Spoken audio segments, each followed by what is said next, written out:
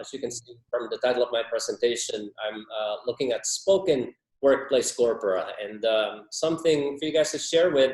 I'm going to be, instead of focusing on one particular study, I'm going to be sharing methodological ideas and considerations, and if we have time, moving later on into some ideas for innovations and future directions. As you can imagine, working with spoken corpora is always kind of complicated, just because it's difficult, you know, collecting it and analyzing it across different approaches will always be kind of, you know, it's a difficult issue.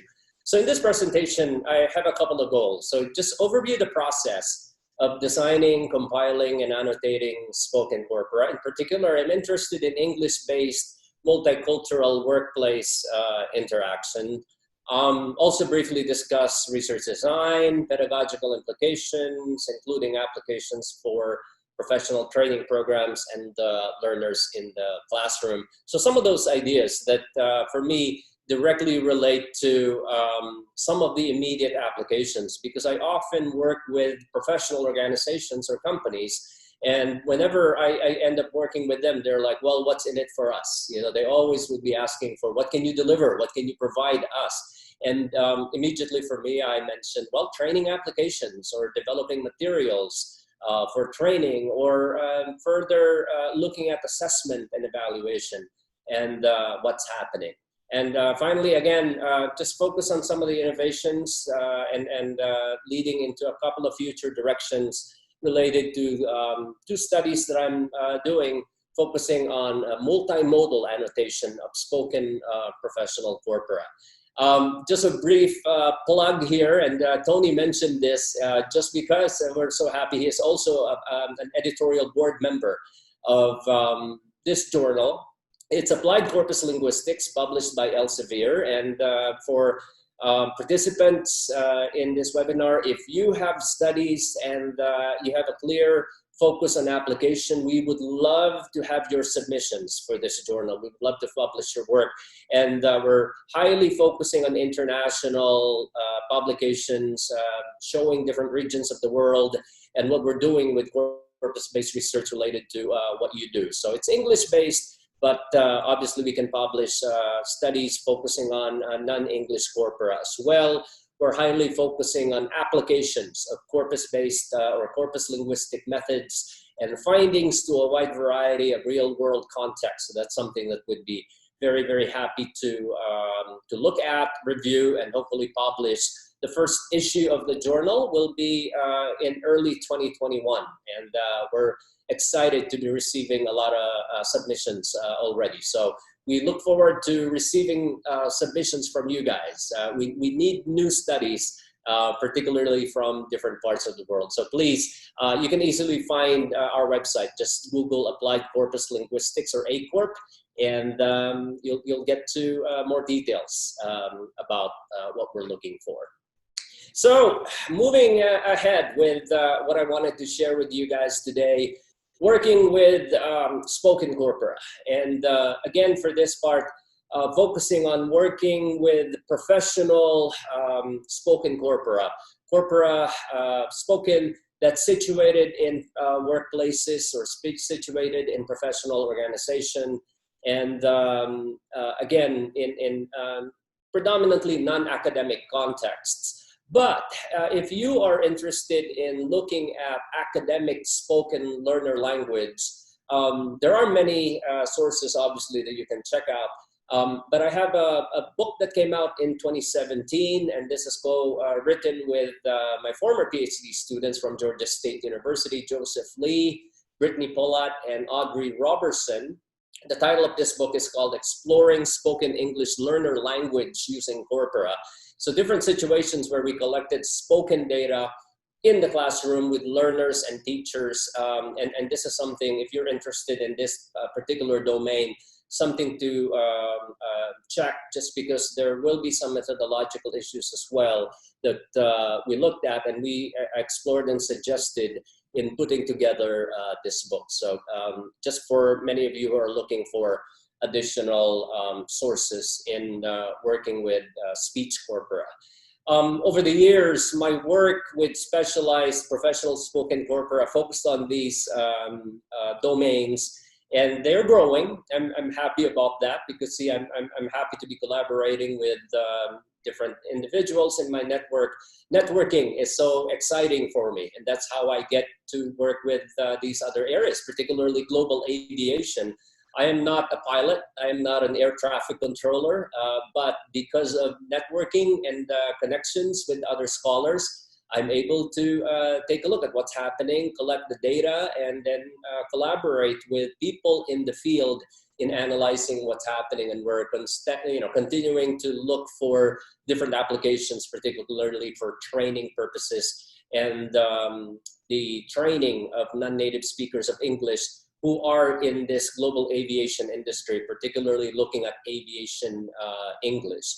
I've been involved with discourse from international maritime industry. I mentioned earlier, I'm from the Philippines, and the maritime industry is really big in the Philippines. We have a lot of merchant marines employed by various international shipping companies. And that got me into working with a few shipping companies, and they're providing me data as well in analyzing the interaction, also often in English, and procedural and task-based interactions in these areas. I've worked with multicultural workplaces in the US, the hotel and customer service industry, mostly in Asia, making use of English in communicating with their customers, and the tourism industry as well. And here in the US, spoken English in US academia, US academe focusing on student-teacher interaction or the language of international teaching assistants, and those types of discourses or domains as well. You all know, as based on what Tony mentioned, I studied under 𝗃𝗏𝗏𝗃 from Northern Arizona University. And so I followed this kind of operational definition of corpus linguistics. It's a research approach in the study of spoken and written discourse, supporting empirical, frequency-based investigations of naturally occurring language in use. We look for some qualifications, particularly looking at what is a corpus. It's a large principled collection of natural text stored in a computer, highlighting the term principled collection. It's something that's very important for us, that the idea for collecting a corpus has to be based on a particular research question. You know, the idea that if you are studying one particular domain, you have to have an official, a formalized research question first before you go into collecting your data sets. Your data is your corpus in this context. And it's very, very important that you work on operationalizing every single aspect of what you're doing, particularly in representing your domain. So a corpus should represent a particular language variety, or in corpus-based terms, a register, like for example, legal language, or the language of call centers, or the language of aviation. You should be able to fully represent what you're talking about. Make sure that you are looking at all the macro and micro representations of the domain for you to be able to come up with clear generalizations. And that's very important for my work, to be able to have the application part, because I want to have clear conclusions. I want my conclusions to be valid. I want my conclusions to be applicable. And I want readers of my research to take away important things that will tell them, well, so what? So what should I do then, right? So based on looking at the data, I would hope that teachers and even students will see clear applications of what I provided based on the data that we collected. I was a big part of the ANAWC, we just call it a 𝗫𝗍 corpus. This is a corpus in the workplace, and this focuses on what we call AAC devices. So it's augmentative and alternative communication workplace. This is a very specialized corpus. If you guys remember the late Professor Stephen Hawking, who makes use of an AAC, who made use of an AAC device in communicating with people.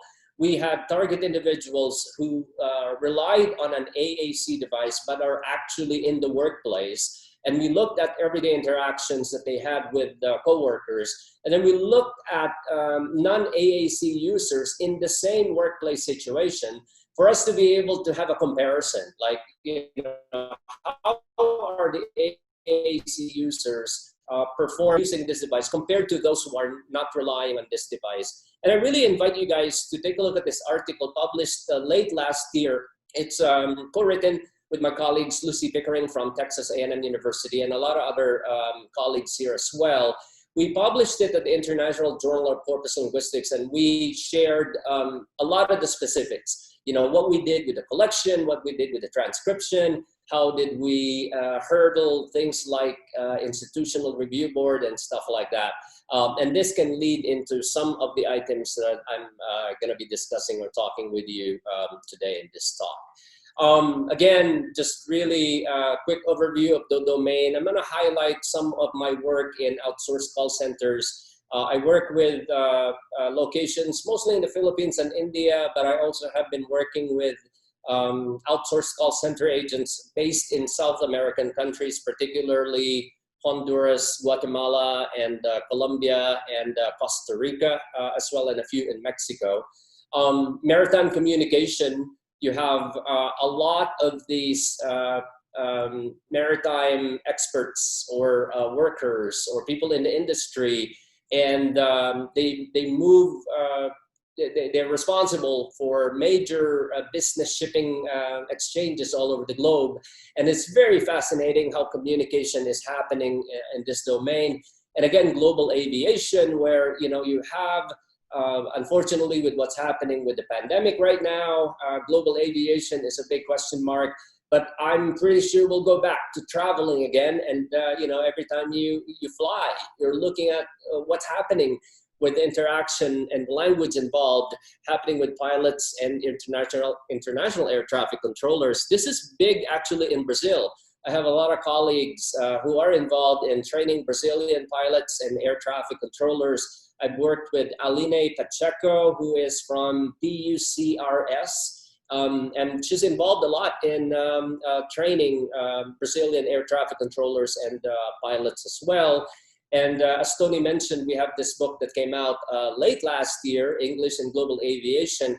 The research section of this book has a few sections focusing on the applications of corpus-based approaches in analyzing the language of aviation. So I invite you to take a look at this book as well if you have the opportunity to access. It's really fascinating because they have their own language. You know, you need to know flight deck discourse. You need to know what they call in the industry radio telephony, where the process of communication is definitely mediated by particular language, standard phraseology that they call, that pilots and air traffic controllers need to know. However, in the process of communication, not everybody will follow this recommended or sometimes required structures of language. In fact, based on our data, 68% of information about flight level is done with non-standard phraseology. So, you know, if you're talking about safety and you're talking about important applications, people need to use the language here correctly, right? The required language of the register. And so we're actually looking at, well, what are people doing? You know, how are speakers actually communicating in this domain, specifically if there is something that is required of them? And again, related to policy, you now take a look at, well, not everybody speaks the same English, you know, or variety of English. And that's why I'm really very, very interested in these types of domain. I'm happy about aviation because I don't know how well you can see this animation here.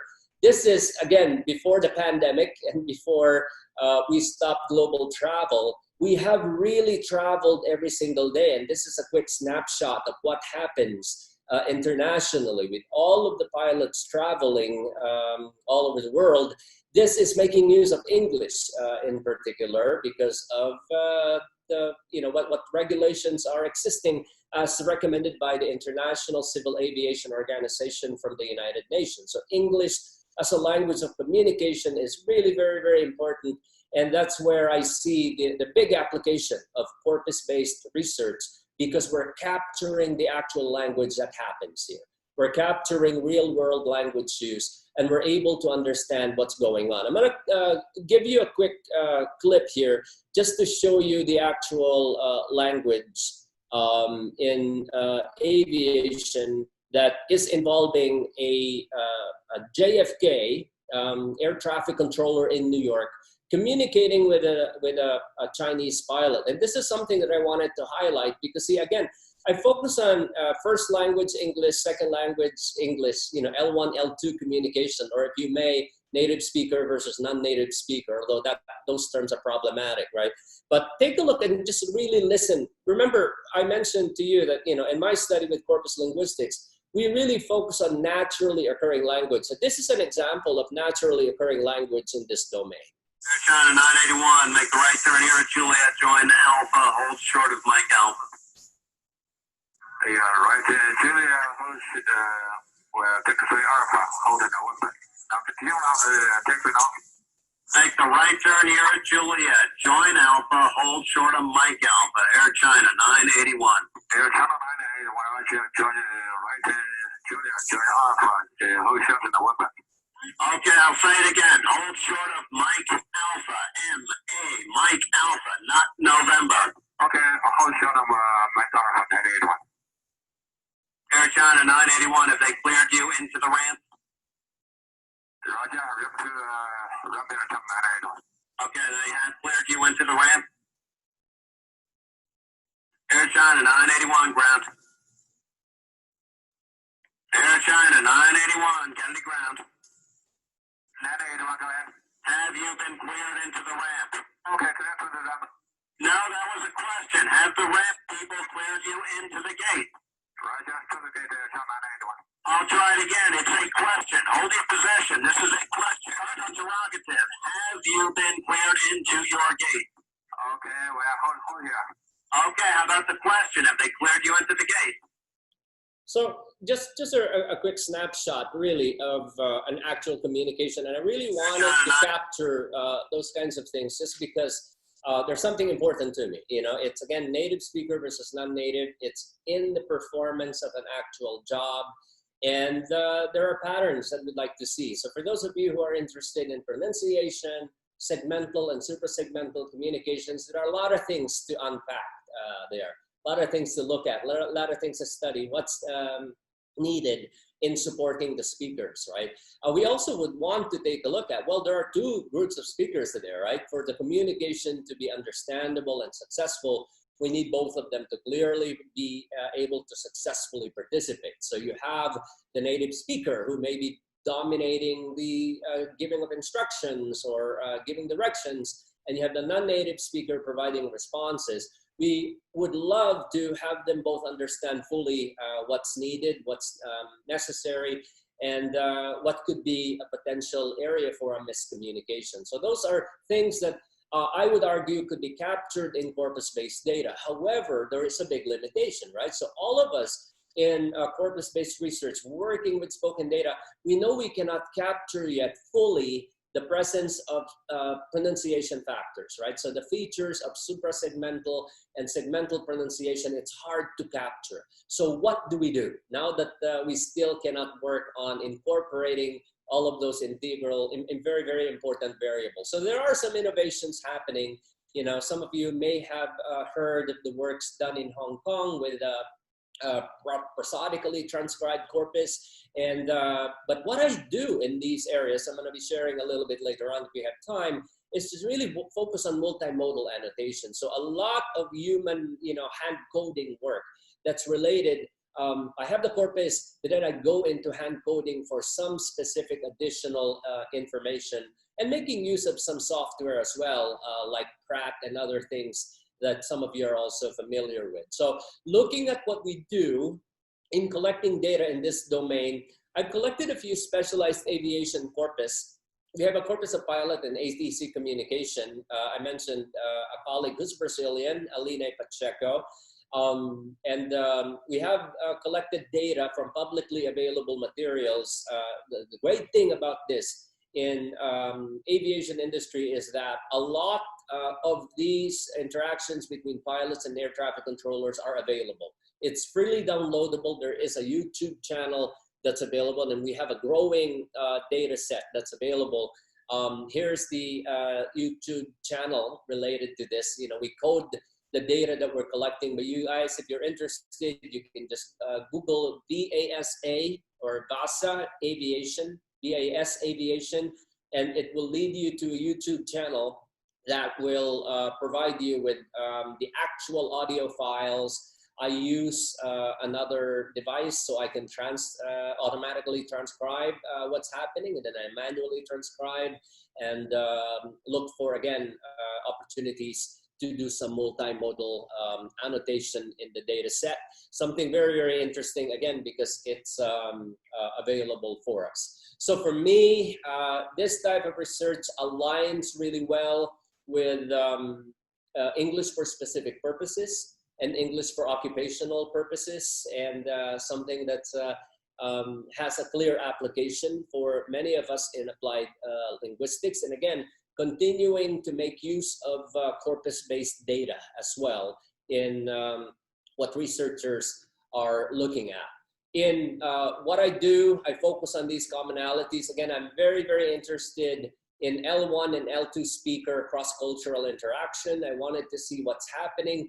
I'm a sociolinguist, so I'm also very interested in looking at power dynamics. Who has the power? You know, sometimes the bias or the power of the native speaker over the non-native speaker in these interactions. I really, really wanted to explore those. You know, I really wanted to see what are implications and what are manifestations of these types of power dynamics happening when the speakers do not share the same first language.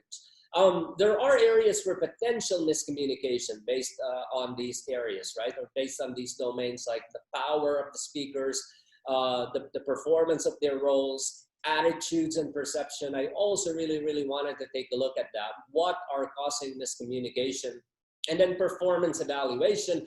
I look at how corpus-based data may influence or may support developing or improving evaluation, performance evaluation, language evaluation of those who are non-native speakers of English in an English-based communication. To mention some of these commonalities, they're global or globalized multinational industries, and they're mediated by technology, particularly the telephone. You know, that's, again, another area where we can say, hey, they're not face-to-face. So a lot of the things are missing. I do not see the person's face. I did not see their smile or their facial expressions, or they might be angry at me. So those kinds of things also could be multimodally annotated in the data that we're collecting. So going now into what I mentioned earlier as the methodological areas to discuss with you. If you are seeing yourself as eventually in the future, this is an area in corpus linguistics that you'd like to do, or if you're doing this right now, here are the things that I'm sure you're already aware of, or you will soon be kind of experiencing. It's difficult. One is it's difficult to collect. You know, it's very, very hard. There will be a lot of challenges. There will be a lot of things that you have to consider. You know, a lot of these data, we have smaller sample sizes so far. You know, if my goal is to collect 1 million words for the domain, it will take me a while. It's not easy, you know, compared to if I sit down and cut and paste data from the internet, Twitter data, Facebook data, online. Immediately, I'll have 5 million words, and you know, I've only spent an afternoon. You know, with this type of data, it's going to be difficult. It's very, very problematic. There will always be contractual obligations, particularly if you're working with companies, because they are not going to be willing to share data with us automatically. So you need to work on who are these companies, what are they doing, and make sure that they are going to be willing to support your work. Before you can even begin, you know, so that's very, very important to consider. There will be restrictions because they will not provide private data, particularly those related to assessment or evaluation of their employees. They may not share actual, naturally occurring or real world language, so that's another challenge. And finally, ethical issues and considerations. make sure that we know the ethics involved. These are private individuals. These are people with, you know, who have to be protected for the most part. And so we cannot easily record individuals. We need to make sure that they are aware of recording considerations. So that's something to consider really. And, you know, if all of these things are checked, then you can proceed.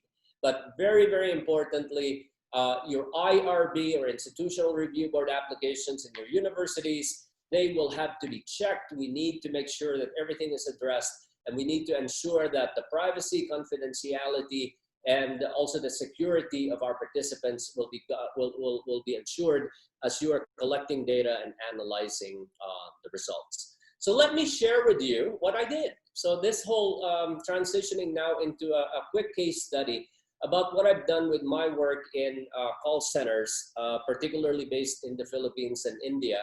And I follow this methodological cycle. I call it an iterative cycle that combines computational approaches to data extraction and analysis, and a progression of stages involving quantitative and qualitative interpretive techniques. So in summary, this is my method. I follow a mixed methods approach, and here's my visual representation of my method. So this is iterative. If you take a look at the start here, this allows me to get going, right? But then it will cycle into, you know, going to the next one, next block, the next block, and then you do it again, right? So I start with developing new research question, or developing a research question that will inform my corpus collection, my design and building of my corpus accordingly, forming my new hypotheses, right? And then my next step will be the corpus side, so quantitative analyses, extracting linguistic frequencies, statistical tests and comparison. And then I go into expanding my research design based on that.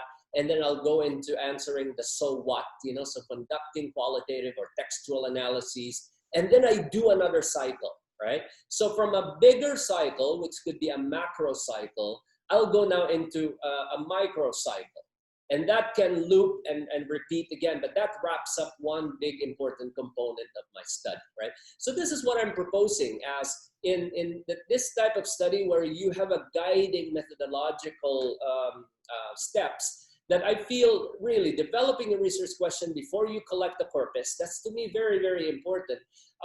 Do not just develop a study because the corpus is there, right? So you gotta begin with your original research question, at least you're collecting a specialized corpus anyhow.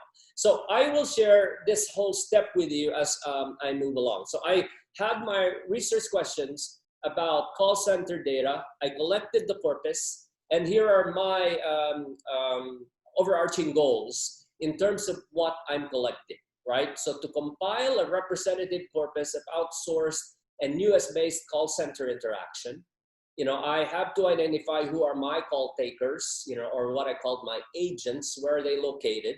So I collected data from Manila in the Philippines, from Bangalore in India, from San Jose in Costa Rica, and from the states of Florida and Georgia in the USA, supported by a call center company. Again, without a couple of call center companies, US owned, but operating in these countries, I won't be able to continue. You know, I won't be able to develop a study.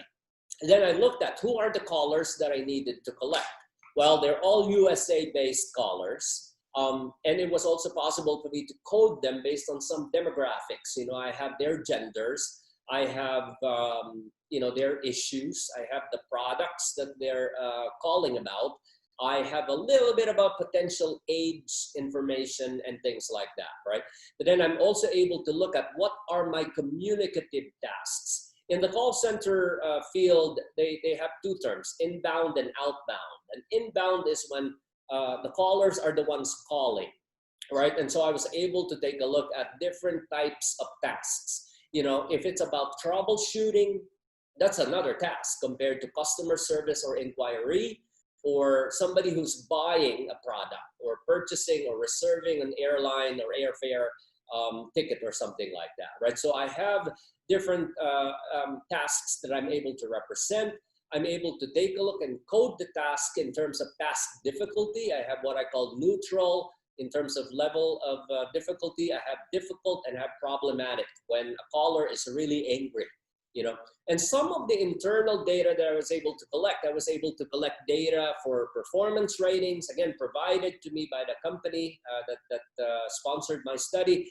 And then I was able to collect what I called agent demographics. So the gender of the agent, male, female, or others, age, length of service, experience, level of education, et cetera, et cetera. So for me, these were guiding factors, and it allowed me to take a look at how many of these calls will allow me to represent the domain, you know, this field. And it took me, it took me years. I started collecting in 2006. So that's easily close to 15 years now, and I'm still collecting, you know. So the big chunk of my dissertation worked on data collected in 2006 to 2007, a full year's worth of collection. And that basically just was dissertation work for me. But I continued collecting. Now I have data sets that's basically from 2006 to 2018. So it's growing. And, you know, I have a lot of analyses and publication to do. Let me play with you a sample interaction that's happening in this domain. It wouldn't connect. I couldn't get anything. And did you check the status of the lights of the modem? What was the color of the lights? Did you consider checking that one before calling? No, because I couldn't tell what was going on. It's been down for 2 days. I don't know how many days I have to wait. I paid for the scan service. How many days am I supposed to wait? I would really appreciate it if you're going to low down your voice. You don't have to shout at me. Okay, we have reached a minute already. Go plug back in the power. It's red. The first button's red. You have to wait for everything else to become stable. Everything. You don't have to rush everything, man.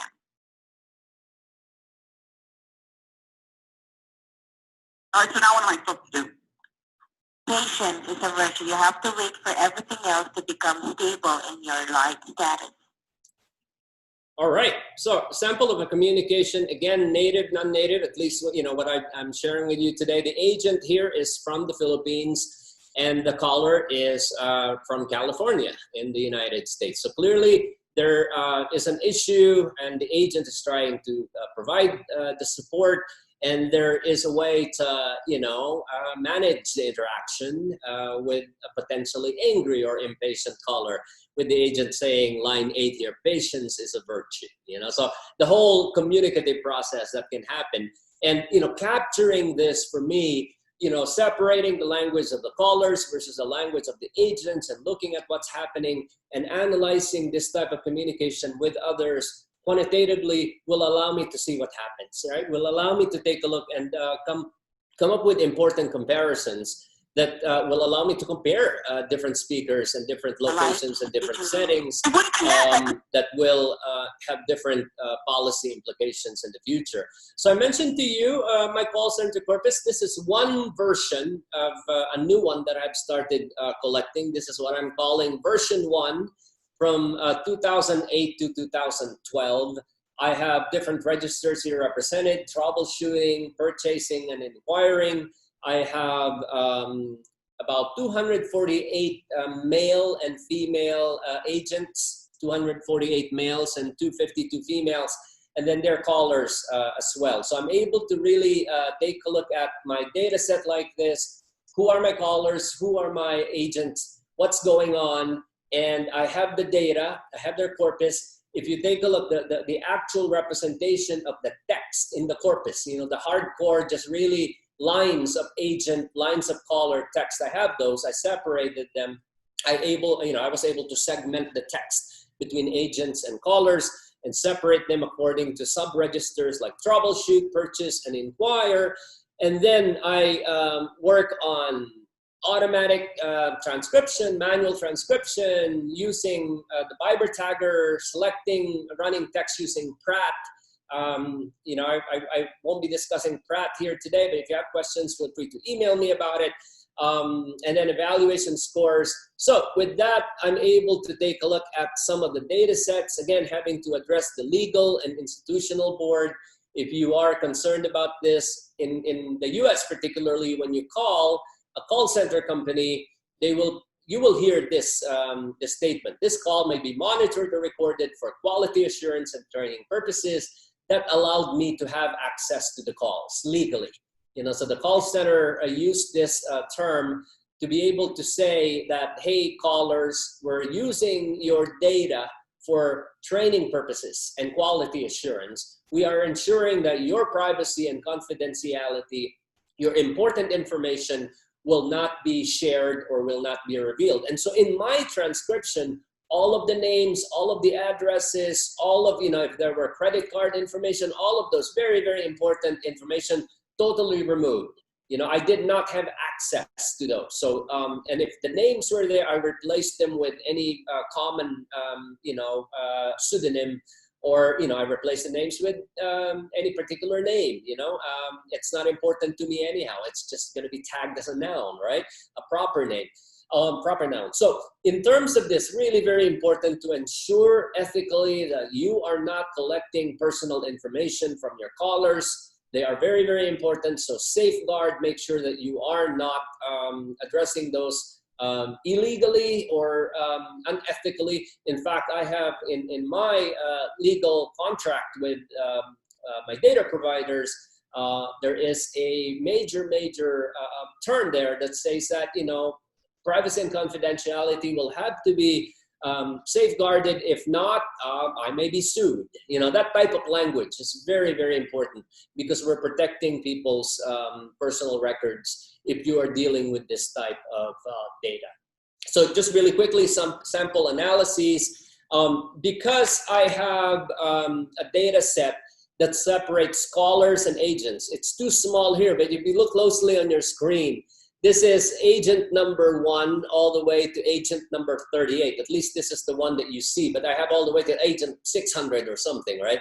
And then I have callers data sets as well. So my Excel sheet will just really have all those tag counted features provided very, very specifically. So just really quickly, agent number 1, type token ratio, word length, word count, and then normalized frequencies of this buyer tagger tag data. So private verb. So this agent had 6.8 private verbs per 1,000 words, you know. So this kind of summarizes to you how I organize my data based on what I collected. But these are just orthographic. These are just my transcription. I had nothing here related to sound, accent, field pauses, and things like that, right? And in order for me to add those things, I have them as multimodally annotated. You know, so I use a software, for example, in Vivo, to annotate very, very particular things, like even laughter.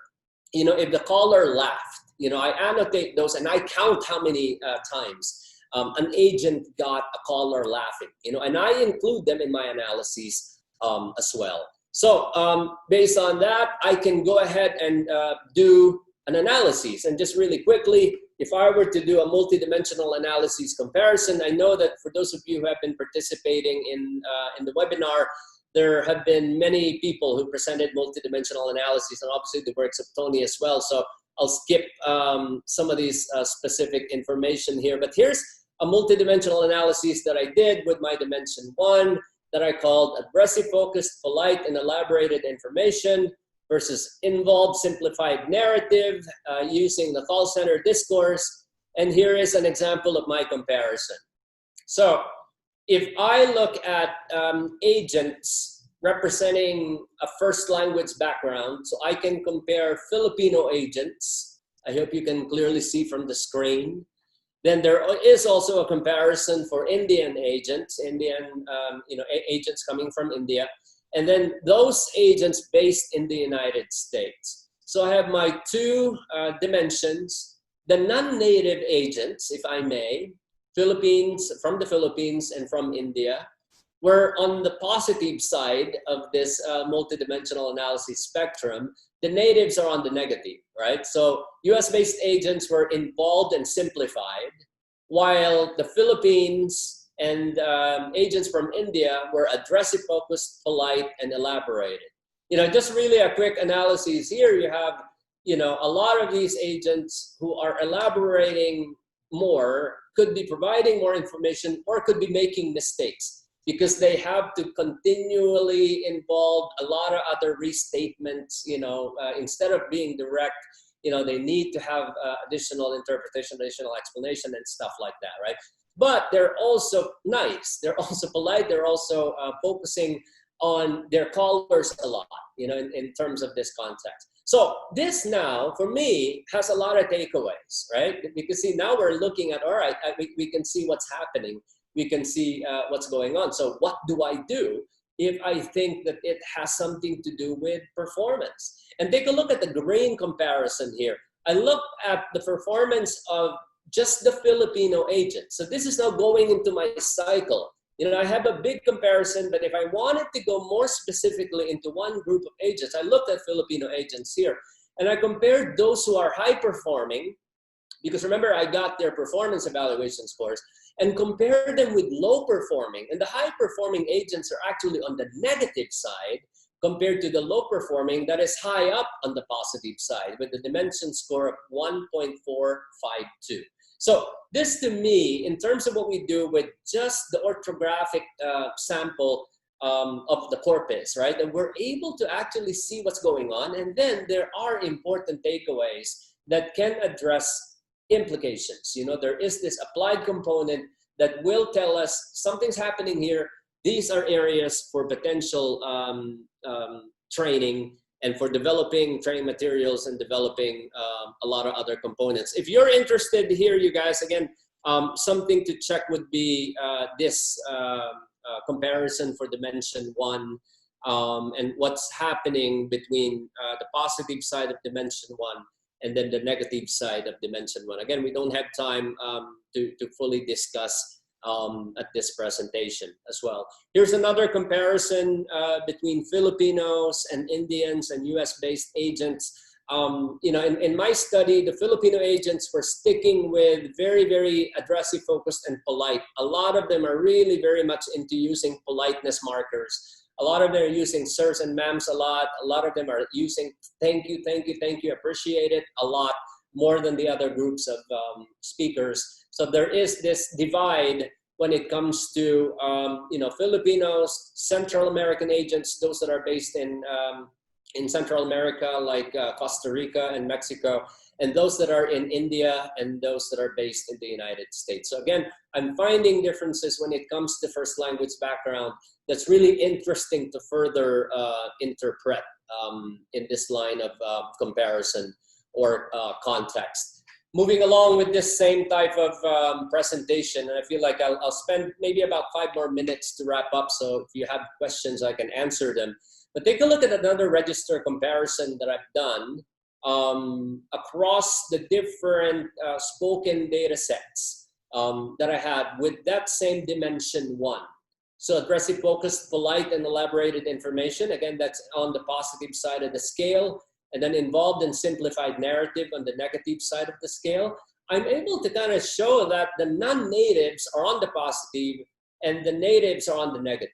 US workplaces, US healthcare, very much on the negative, involved in very simplified talk in the workplace, while those with multicultural speakers are on the positive side of the comparison. The 3 telephone mediated registers are on the positive side. The call centers, maritime and global aviation, all on the positive side, meaning in this context, they're not really similar to everyday interaction. They're very different. They're making use of very different discourse markers, very different discourse features. They're using their own languages, if you may. Their registers are very different from everyday face-to-face communication. However, these types of speakers, when they involve native speakers, they almost resemble the same face-to-face communication, even when they are in a very particular domain. So US workplaces and US healthcare, like doctors and patients, nurses and patients, it's almost like they're just talking outside of work, in terms of the linguistic composition. it's very, very similar. It's very, very similar into everyday communication, everyday talk, even when they are in the workplace. But those with non-native speakers produce very, very different results, which to me is something really interesting. And there are a lot of things to unpack, a lot of things to further investigate. And this is why in my cycle, I go again back into my further comparison and looking specifically at a lot of the other things. I'm not going to be spending too much time here, but clearly I'm seeing some differences between the different agents, depending on where they're coming from. So this is a comparison for politeness features. This is a comparison for language and scores in there. Who is better? You know, who are the agents performing better across different types of registers or tasks, and those that are not making it. And this is what I'm saying, go deeper, deeper, deeper, right? You have the data, go more, right? You know, go now to the next iteration, right? And create new research questions and then analyze them again and produce more and more and more additional information. So I will, you know, here's an example of, you know, I already got my information, but I would say, okay, let me just go ahead and look at further analyzing how agents in the Philippines are potentially creating what I called caller clarification. You know, what are the factors that contribute to callers clarifying something from them? You know, and I found out that the #1 factor is what I called agents packaging of information, which is 42% of the data set that I collected. But then I looked at how the agents viewed this. They thought that, well, their pronunciation and grammar was causing 50% of the problem that their callers may have during the interaction. So again, I went deeper, right? So I went from like the macro level analyses brought by the quantitative data all the way to the very, very micro level analyses. And for me to be able to do that, I had to incorporate a lot of new additional methods, a lot of additional analyses, many of them eventually becoming very manual level analyses. So it's a lot of work, but that's how we can go deeper into producing these types of data. To wrap up, just a couple of innovations. Again, I'm you know, phonetically or prosodically transcribed corpus. I hope that I can get here. You know, I'm working with a couple of colleagues. We're looking at some options in phonetic transcription. We're working with the Montreal Forced Aligner. Some of you are familiar with MFA, looking at you know, playing the sound files and realigning the pronunciation features with the corpus, and then realigning them further with some additional evaluation and manual analyses. Hopefully we have a paper related to this in the coming year or so. I'm also using annotation for gestures, for particularly those that we're able to collect with video. So some of you are familiar with the software Anvil. I'm working on this just to take a look at some other multimodal annotation that can come up when it comes to what the call center agents were doing. You know, where are they with the screen? We're able to capture where they go. And so I'm actually looking at screen capture and then annotating what happens. You know, are they following the rules? Are they breaking the rules or protocols and things like that? In the call center industry, this is an interesting area. They have speech analytics going on in call centers that actually focus on real-time speech applications to analyze semantics. You know, so the semantic application: is the caller angry? Is the caller happy? Do you need to go back to this caller and further clarify what the caller means? So something really, while you have the corpus and you have the transcript, you also have a machine looking at some of the analytical components of the sounds of the transaction. So something, again, that's very, very important to focus on. I work with a colleague, again, in also looking at this and taking a look at some potential application for us. Here's an example of the website that they have here for speech analytics. I guess I need to go back to my presentation here because that one actually provided me with the link. How do I go back?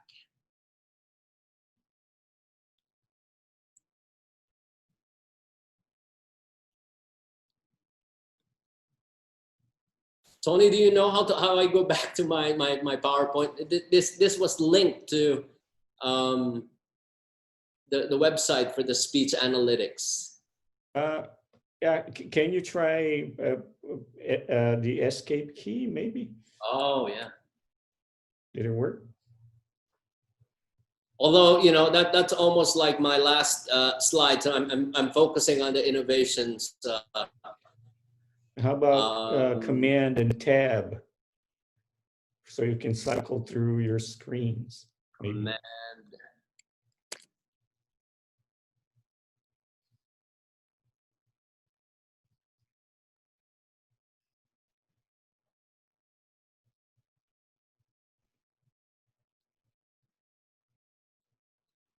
So we can see your desktop. Yeah, this is, you see the Zoom, right? Yeah. So how do I, oh, here. So, oh, there you go. There it is, yeah, good. All right, so these are just some, I mean, if you guys are interested, I can share with you some of these information for speech analytics in call centers and other things. So I'll wrap up with, if you're not familiar, I use 𝗃𝗓𝗪𝗏 a lot for my Corpus manager as well. And then I just discovered this and I provided the name of the developer, 𝗃𝗲𝗘𝗟, I hope I'm not mispronouncing his name, 𝗃𝗲𝗘𝗟, it's called Praline, and it's really interesting. I downloaded the program, I'm learning a lot about it. I highly recommend for you guys working with Spoken Corpora to check this program out. It's really interesting. It's similar to PHRAP, but it's combining a lot of other analytical tools to analyze speech corpora. With that, I'd say thank you. Thank you and stay safe, everybody. Please email me if you have questions, and